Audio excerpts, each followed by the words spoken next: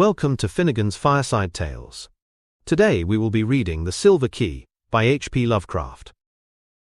When Randolph Carter was 30, he lost the key to the Gate of Dreams.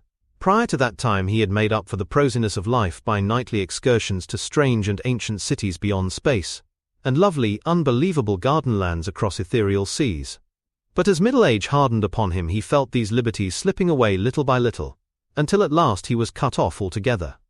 No more could his galleys sail up the river Ukranos past the gilded spires of Thran, or his elephant caravans tramp through perfumed jungles in Cled, where forgotten palaces with veined ivory columns sleep lovely and unbroken under the moon.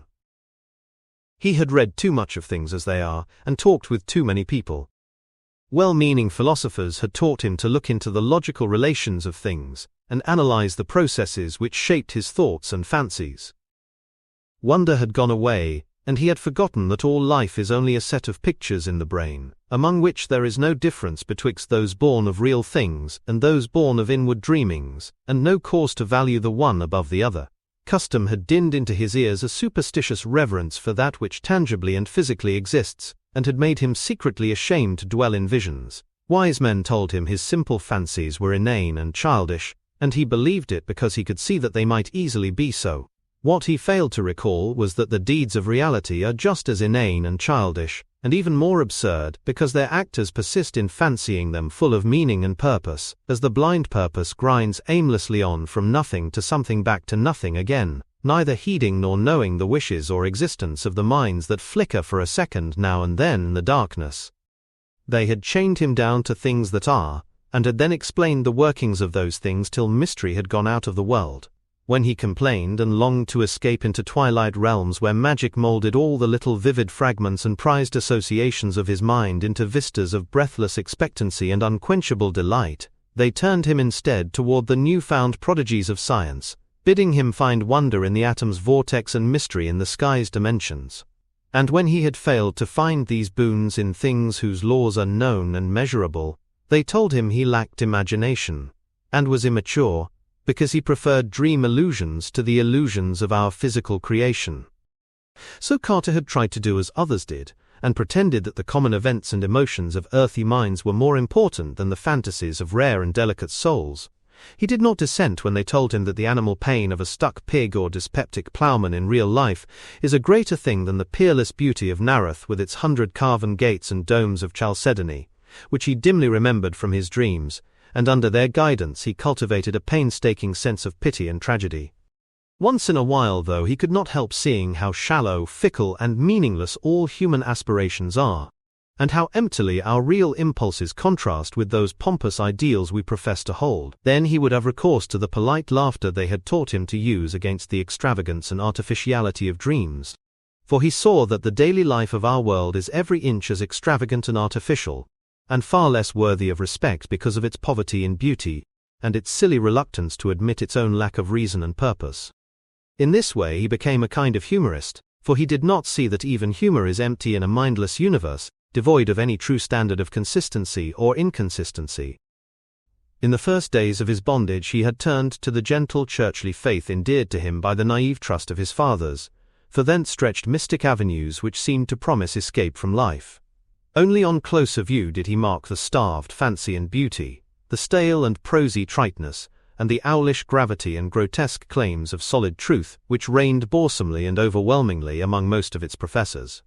Or feel to the full the awkwardness with which it sought to keep alive, as literal fact, the outgrown fears and guesses of a primal race confronting the unknown.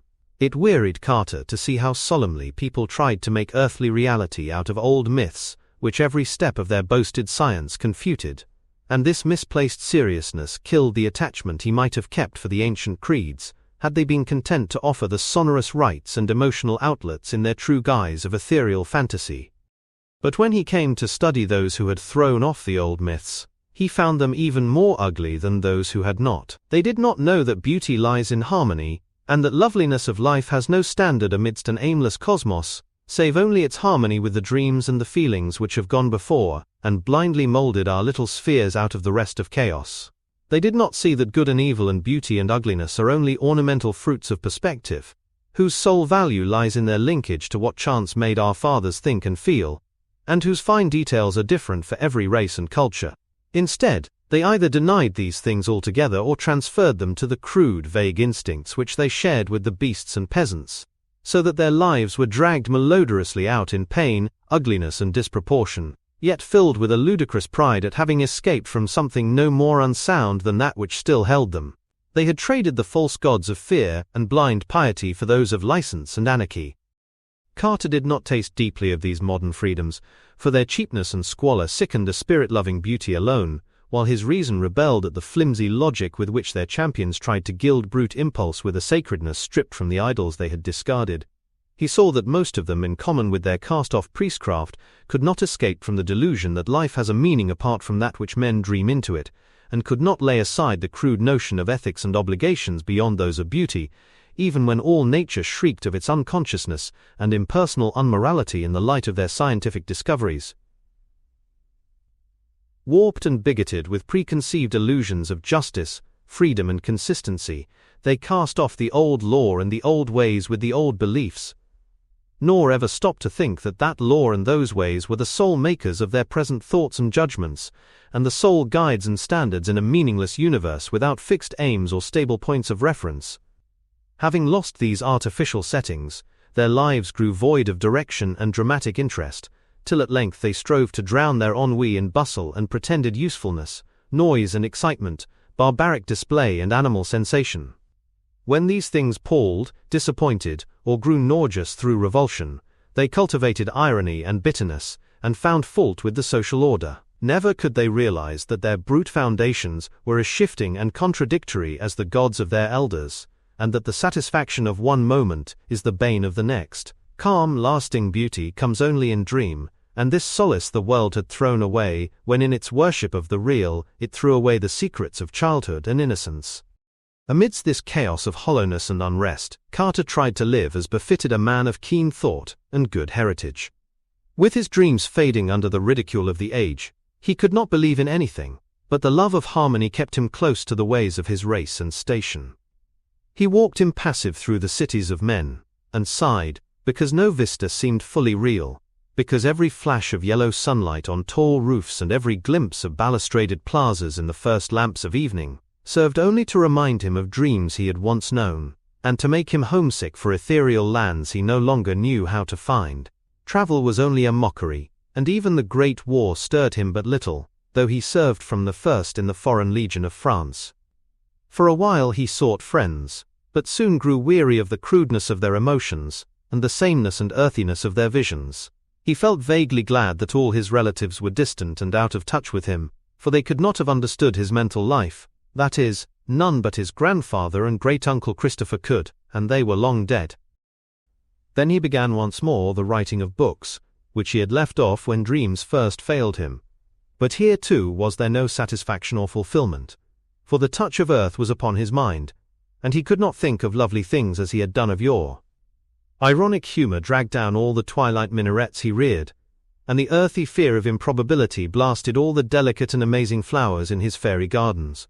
The convention of assumed pity spilt mawkishness on his characters, while the myth of an important reality and significant human events and emotions debased all his high fantasy into thin-veiled allegory and cheap social satire. His new novels were successful as his old ones had never been, and because he knew how empty they must be to please an empty herd, he burned them and ceased his writing. They were very graceful novels, in which he urbanely laughed at the dreams he lightly sketched, but he saw that their sophistication had sapped all their life away. It was after this that he cultivated deliberate illusion, and dabbled in the notions of the bizarre and the eccentric as an antidote for the commonplace. Most of these, however, soon showed their poverty and barrenness, and he saw that the popular doctrines of occultism are as dry and inflexible as those of science, yet without even the slender palliative of truth to redeem them. Gross stupidity, falsehood and muddled thinking are not dream, and form no escape from life to a mind trained above their level. So Carter bought stranger books, and sought out deeper and more terrible men of fantastic erudition, delving into arcana of consciousness that few have trod, and learning things about the secret pits of life, legend and immemorial antiquity which disturbed him ever afterward. He decided to live on a rarer plane, and furnished his Boston home to suit his changing moods, one room for each, hung in appropriate colors, furnished with befitting books and objects, and provided with sources of the proper sensations of light, heat, sound, taste and odor. Once he heard of a man in the South who was shunned and feared for the blasphemous things he read in prehistoric books and clay tablets smuggled from India and Arabia. Him he visited, living with him and sharing his studies for 7 years, till horror overtook them one midnight in an unknown and archaic graveyard, and only one emerged where 2 had entered. Then he went back to Arkham, the terrible witch-haunted old town of his forefathers in New England, and had experiences in the dark, amidst the hoary willows and tottering gambrel roofs, which made him seal forever certain pages in the diary of a wild-minded ancestor. But these horrors took him only to the edge of reality, and were not of the true dream country he had known in youth, so that at 50 he despaired of any rest or contentment in a world grown too busy for beauty, and too shrewd for dream. Having perceived at last the hollowness and futility of real things, Carter spent his days in retirement, and in wistful, disjointed memories of his dream-filled youth. He thought it rather silly that he bothered to keep on living at all, and got from a South American acquaintance a very curious liquid to take him to oblivion without suffering. Inertia and force of habit, however, caused him to defer action, and he lingered indecisively among thoughts of old times, taking down the strange hangings from his walls and refitting the house as it was in his early boyhood, purple panes, Victorian furniture and all. With the passage of time he became almost glad he had lingered, for his relics of youth and his cleavage from the world made life and sophistication seem very distant and unreal, so much so that a touch of magic and expectancy stole back into his nightly slumbers. For years those slumbers had known only such twisted reflections of everyday things as the commonest slumbers know. But now there returned a flicker of something stranger and wilder, something of vaguely awesome imminence which took the form of tensely clear pictures from his childhood days, and made him think of little inconsequential things he had long forgotten. He would often awake calling for his mother and grandfather, both in their graves a quarter of a century. Then one night his grandfather reminded him of the key. The grey old scholar, as vivid as in life, spoke long and earnestly of their ancient line, and of the strange visions of the delicate and sensitive men who composed it. He spoke of the flame-eyed crusader, who learnt wild secrets of the Saracens that held him captive, and of the first Sir Randolph Carter, who studied magic when Elizabeth was queen. He spoke, too, of that Edmund Carter, who had just escaped hanging in the Salem witchcraft, and who had placed in an antique box a great silver key handed down from his ancestors. Before Carter awaked, the gentle visitant had told him where to find that box, that carved oak box of archaic wonder whose grotesque lid no hand had raised for 2 centuries. In the dust and shadows of the great attic he found it, remote and forgotten at the back of a drawer in a tall chest. It was about a foot square, and its Gothic carvings were so fearful that he did not marvel no person, since Edmund Carter had dared open it. It gave forth no noise when shaken, but was mystic with the scent of unremembered spices.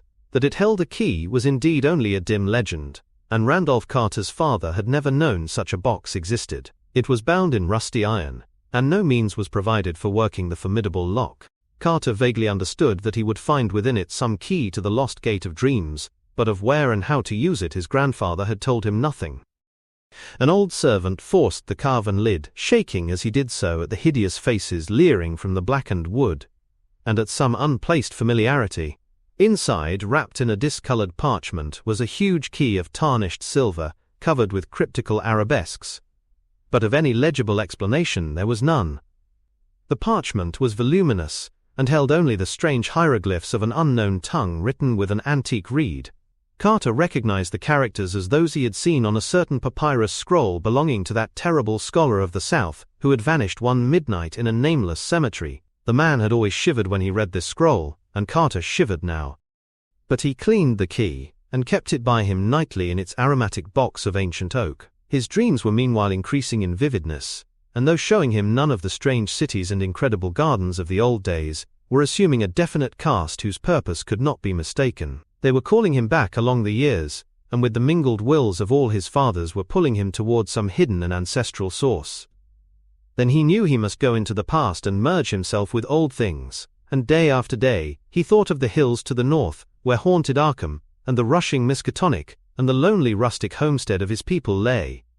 In the brooding fire of autumn, Carter took the old remembered way past graceful lines of rolling hill and stone-walled meadow, distant vale and hanging woodland, curving road and nestling farmstead, and the crystal windings of the Miskatonic, crossed here and there by rustic bridges of wood or stone. At one bend he saw a group of giant elms among which an ancestor had oddly vanished a century and a half before, and shuddered as the wind blew meaningly through them. Then there was the crumbling farmhouse of old Goody Fowler the witch, with its little evil windows and great roof sloping nearly to the ground on the north side. He speeded up his car as he passed it, and did not slacken till he had mounted the hill where his mother and her fathers before her were born, and where the old white house still looked proudly across the road at the breathlessly lovely panorama of rocky slope and verdant valley, with the distant spires of Kingsport on the horizon, and hints of the archaic, dream-laden sea in the farthest background.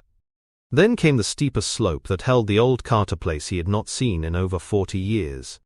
Afternoon was far gone when he reached the foot, and at the bend halfway up he paused to scan the outspread countryside, golden and glorified in the slanting floods of magic poured out by a western sun.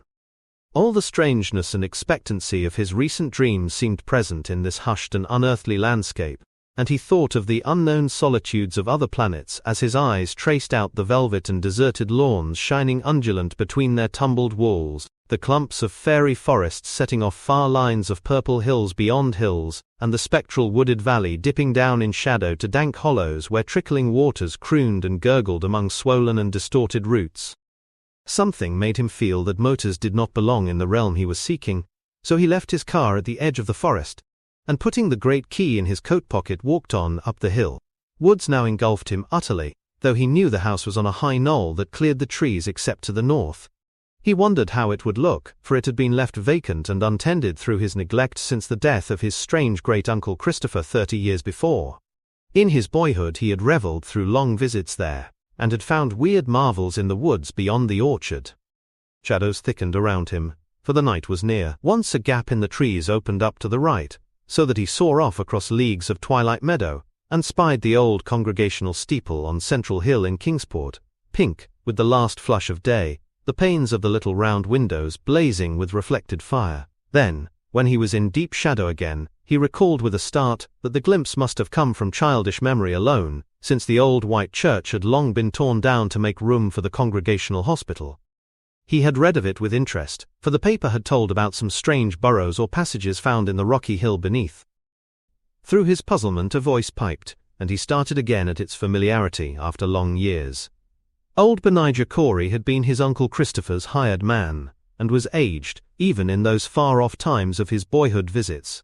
Now he must be well over 100, but that piping voice could come from no one else. He could distinguish no words, yet the tone was haunting and unmistakable.